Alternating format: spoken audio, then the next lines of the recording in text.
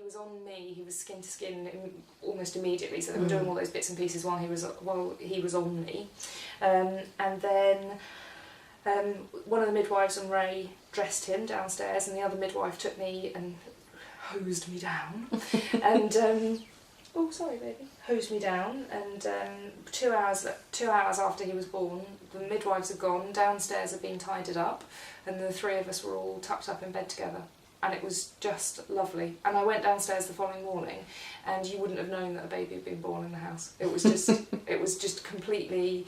Well, it looked like we'd had a party actually, because there were lots of glasses and mugs and plates of toast everywhere and all that sort of stuff. And then there was a new one of us there as well. There was number 3. We were 3, not 2. And how did Ray feel about his part in the whole birthing process and the classes?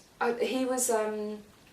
I think his attitude to it changed. But he was quite detached, I think, when we first started. But he was amazing during the labour. He was just so involved and so solid while I was there. And actually, in my obstetric notes and my labour notes that the midwives wrote, there's a line that says, Charlotte's being excellently supported by Ray. I was really pleased that he was doing such a good job and that he was there for me, and he was a really integral part of it. I think that thing about the midwives not having been there until quite late on in the labour, it was just Ray, me and my sister, and so therefore, in retrospect, I definitely think it was the 3 of us that did it, and the midwives were there to observe, and then in the last couple of hours where things do get quite intense, they were there to sort of give handy hints, I suppose, rather than to be really hands-on and involved.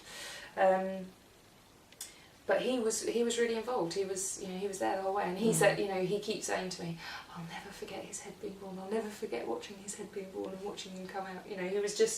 He was amazing, and I think he was really moved by it. I think it really was not the experience that he'd anticipated, in the sense that he was much more emotionally involved in it. It was much more intense maybe than he'd anticipated, but I think he felt completely prepared, and I think if he hadn't done this he would have been woefully unprepared, because he'd sort of started off saying things like, "Oh, it's just a baby, it's just childbirth," which made me want to dig his eyes out with a spoon.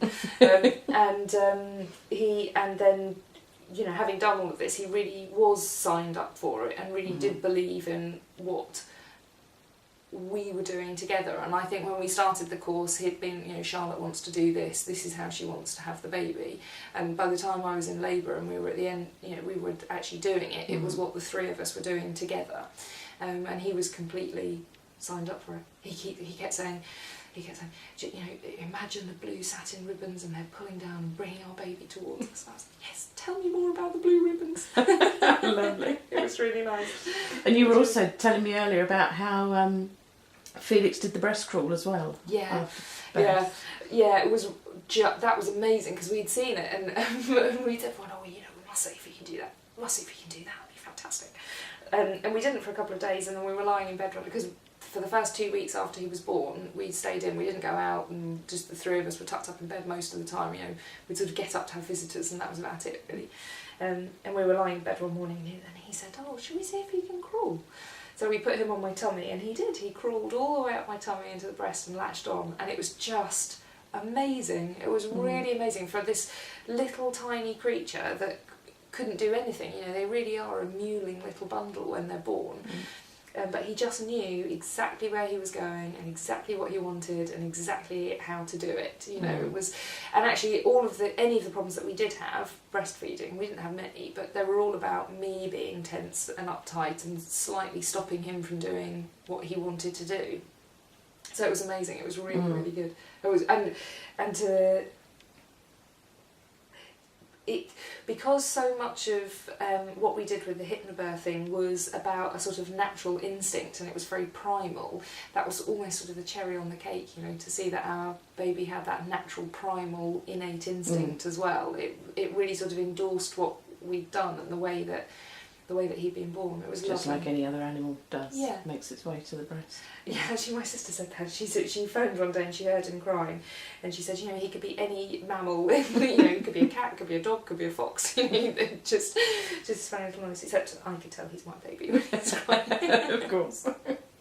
And what would you say about it to anyone else thinking of, you know, well, any other pregnant couple that are perhaps frightened of birth? Or I would say absolutely do it. At a bare minimum, what it gives you is an alternative perspective on what your labour and birth might be like. It also gives you an opportunity to focus on your pregnancy and your baby and your birth, and to start. I said to you earlier, you know, I had at least an hour a day, if not more, where I sort of shut out the rest of the world and just focused on being pregnant and what I wanted my birth to be like, and really positive thoughts about, you know, I want it to be like this, and this is how I want to do it, and this is where I want to do it. So by the time I went into labour, I had a really clear sort of mental picture of what it was going to be like, and it was exactly like that. But also I had all of these coping tools at my disposal.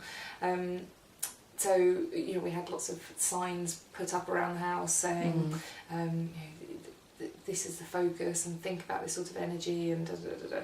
So that was really, really useful. And I slightly didn't expect that it would work for me. I slightly thought, oh well, you know, I'll go along and do it and it'll be helpful, but it won't be like that. It'll turn out to be some, you know, high drama, and it wasn't. And I think if I can do it, if I can have a birth like that, anybody can have a birth like that. I really do. And it's about context and having people really supportive of you. You know, I was really lucky to have such supportive midwives, and you know, Ray was really supportive, and Gemma was there to help, and we were at home, and I think all of those things, and the fact that we'd had all of these weeks beforehand to really focus on what we wanted, really brought us the birth that we wanted to have. And I'm amazed that I did it, and I'm so proud of all of us for having done it. It was really magical and spectacular, and I was completely euphoric about it afterwards for weeks. It was just amazing. It's worth doing it just for the euphoria, actually, that comes after the birth. It was fantastic. It's those natural drugs that are released into your body. Exactly what it is, yeah. And what a lovely little baby you have at the end of it. Thanks. He's gorgeous, isn't he? And so much like his dad. And I do also have to say, actually, that I'm not a raving hippie. I'm not, you know, I think before I started to do the HypnoBirthing, I wasn't one of those people that, you know, did lots of homeopathic remedies and, you know, went off to retreats and did yoga and chanting and all that sort of stuff. You know, I worked in an advertising agency, and I wore high heels and drank cocktails in expensive bars and trotted around like that. So it's not, you know, it's not you have to be a hippie to enjoy it. You just have to listen to what's going on and tune into what you want, and it works. It's very good. Thank you so much, Charlotte. It's a pleasure. I'm sure that will benefit many mums and dads. Well, Thank good luck you. to everyone.